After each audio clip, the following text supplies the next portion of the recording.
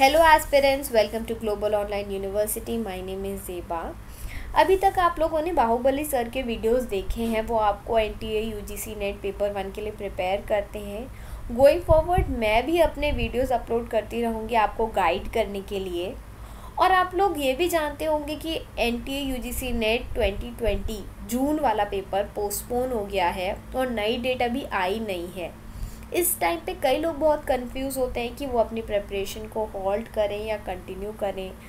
तो अगर मैं आपकी जगह होती तो इस टाइम को एक गोल्डन अपॉर्चुनिटी समझ के यूटिलाइज़ करती, क्योंकि अभी की प्रिपरेशन आपको एक अपर एज देगा अपने कंपेटिटर्स से और आपके इस एग्ज़ाम को क्लियर करने के चांसेस और बढ़ा देगा।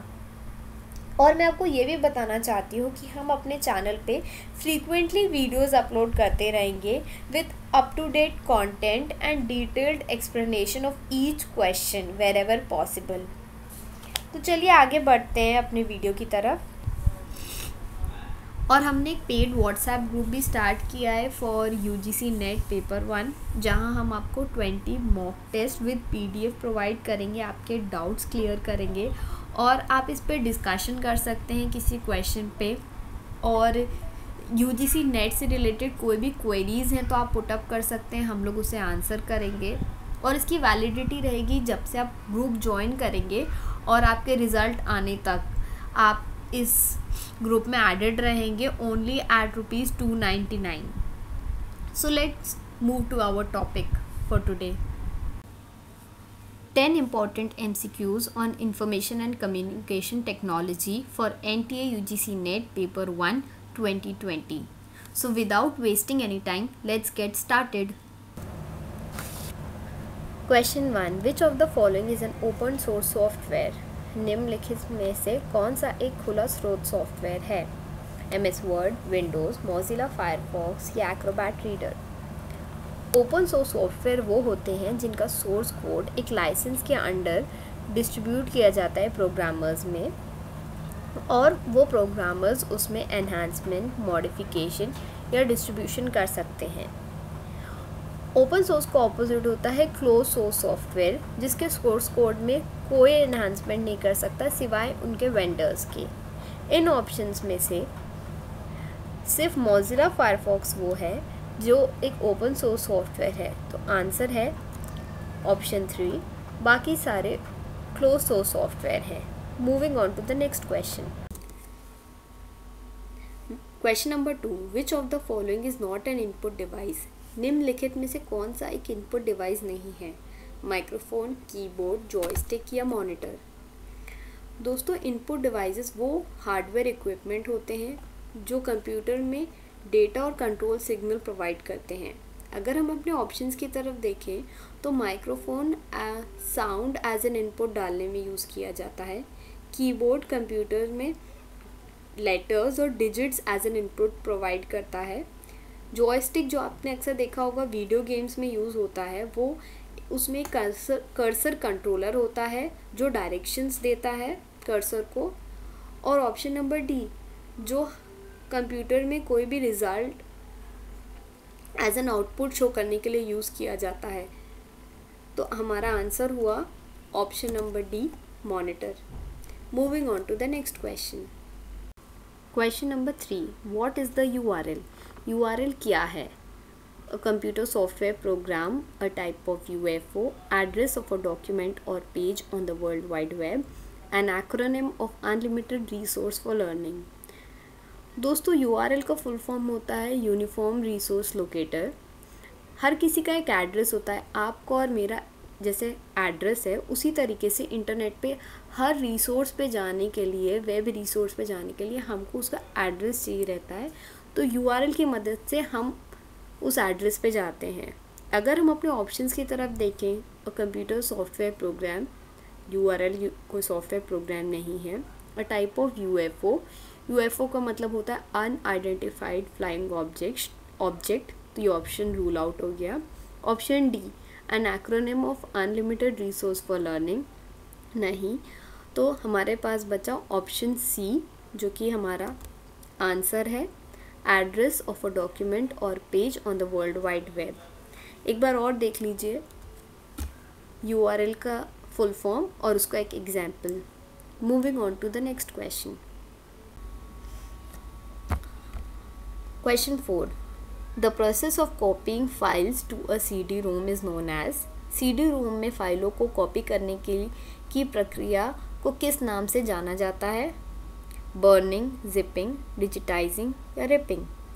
दोस्तों, जिपिंग का मतलब होता है जब एक फ़ाइल बहुत बड़ी होती है तो हम उसको इंटरनेट के थ्रू नहीं भेज पाते। समझिए अगर वो 60 या 70 MB की है तो हम उसको कॉम्प्रेस करते हैं, तो उस process of compressing and decompressing a file is known as zipping. Digitising का मतलब होता है कि जैसे समझिए एक हिस्टोरिकल डॉक्यूमेंट है, अब एक डॉक्यूमेंट को तो हज़ारों लोग एक साथ देख नहीं सकते, तो अगर हम उसको स्कैन करके अपने कंप्यूटर में डाल लेंगे तो वो उसका एक डिजिटल फॉर्म बन जाएगा, और अगर हमने उसी डॉक्यूमेंट को इंटरनेट पे अपलोड कर दिया तो हज़ारों की तादाद में लोग उसे देख सकते हैं। सो उस प्रोसेस को कहते हैं डिजिटाइजिंग। और रिपिंग का मतलब होता है जब हम अपनी CD-ROM या DVD से कंप्यूटर में कोई चीज़ कॉपी करते हैं, कोई फाइल ऑडियो या वीडियो कॉपी करते हैं तो उसको रिपिंग कहते हैं। तो सिर्फ ऑप्शन बचा ऑप्शन नंबर 1 जो कि आंसर है बर्निंग, क्योंकि बर्निंग वो प्रोसेस है जिसके थ्रू हम CD-ROM में फ़ाइल कॉपी करते हैं अपने कंप्यूटर से। Moving on to the next question. Question number 5, an unsolicited email message send to many recipients at once is a. एक बार में कई प्राप्तकर्ताओं को भेजा गया एक अवांछित ईमेल संदेश एक है वर्म, वायरस, थ्रेट या स्पैम। दोस्तों, अनसॉलिसिटेटेड का मतलब होता है something that is not asked for. और अगर हम अपने ऑप्शंस की तरफ देखें तो वर्म्स और वायरस ये एक तरीके के मैलिशियस प्रोग्राम्स होते हैं जिनका काम है सेल्फ रेप्लिकेट करना और कंप्यूटर्स को अटैक करके उनको हार्म पहुंचाना। थ्रेट जो कि एक पॉसिबल डेंजर है।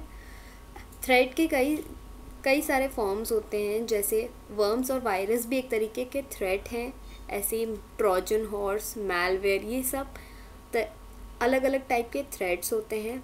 और स्पैम वो ईमेल्स होते हैं जो कंपनीज भेजती हैं एक साथ हज़ारों लोगों को ताकि वो एडवर्टाइज़ कर सकें। उन ईमेल्स को बोलते हैं स्पैम। हमारा आंसर है option number D, spam. Moving on to the next question. Question number 6, dash is a type of memory circuitry that holds the computer startup routine. Dash एक प्रकार का मेमोरी सर्किटरी है जो कंप्यूटर की startup दिनचर्या को धारण करता है। रिम, रैम, रोम या कैश मेमोरी। दोस्तों, जब हम कंप्यूटर को स्विच ऑन करते हैं और जब तक हमारी डेस्कटॉप विंडो अपीयर होती है उस पूरे टाइम फ्रेम में कंप्यूटर के अंदर जितने भी प्रोसेसेस रन होती है उसको एक साथ कहते हैं बूट प्रोसेस। इस प्रोसेस में रोम में बायस नाम का एक प्रोग्राम होता है जो बताता है कंप्यूटर को कि ऑपरेटिंग सिस्टम को कैसे ढूंढना है, हार्ड डिस्क को कैसे एक्सेस करना है। तो इस क्वेश्चन का आंसर है ऑप्शन नंबर 3, रोम। और अगर हम अपने दूसरे ऑप्शंस की तरफ देखें तो रीड इनिशियल मेमोरी एक इनवैलिड ऑप्शन है। रैम एक तरीके की वॉलेटाइल मेमोरी होती है। और कैश मेमोरी जो होती है ये एक बफर की तरह काम करती है मेन मेमोरी और CPU में। Moving on to the next question. Question number 7, an email is an abbreviation of. Email किसका एक संक्षिप्त नाम है? Electronic mail, extra mail, enhanced mail या नन ऑफ द अबव। दोस्तों, ईमेल में ई का मतलब होता है इलेक्ट्रॉनिक, क्योंकि आजकल हर चीज़ हम इलेक्ट्रॉनिकली यूज़ करते हैं, तो ई स्टैंड्स फॉर इलेक्ट्रॉनिक। तो इस क्वेश्चन का आंसर हुआ option number A, electronic mail. Moving on to the next question. Question number 8, national press day is celebrated on. राष्ट्रीय प्रेस दिवस कब मनाया जाता है? 16 नवंबर, 19 नवंबर, 21 नवंबर या 30 नवंबर। दोस्तों, नेशनल प्रेस डे मनाया जाता है 16 नवंबर को, क्योंकि उसी दिन नेशनल प्रेस काउंसिल की शुरुआत हुई थी। तो आंसर है ऑप्शन ए, 16 नवंबर। Moving on to the next question. Question number 9, which of the following is not a network device? निम्नलिखित में से कौन सा एक नेटवर्क डिवाइस नहीं है? राउटर, स्विच, हब या सीपीयू?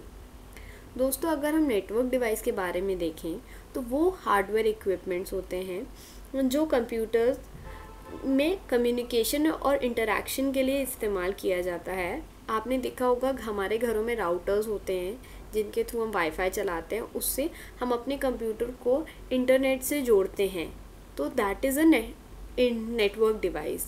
स्विच और हब भी एक तरीके के नेटवर्क डिवाइस होते हैं, बस उनमें कुछ इंटेलिजेंस का डिफरेंस होता है। और अगर हम अपने ऑप्शन डी की तरफ देखें, सीपीयू, तो वो एक नेटवर्क डिवाइस नहीं है, वो एक स्टैंड अलोन डिवाइस है which is used for processing.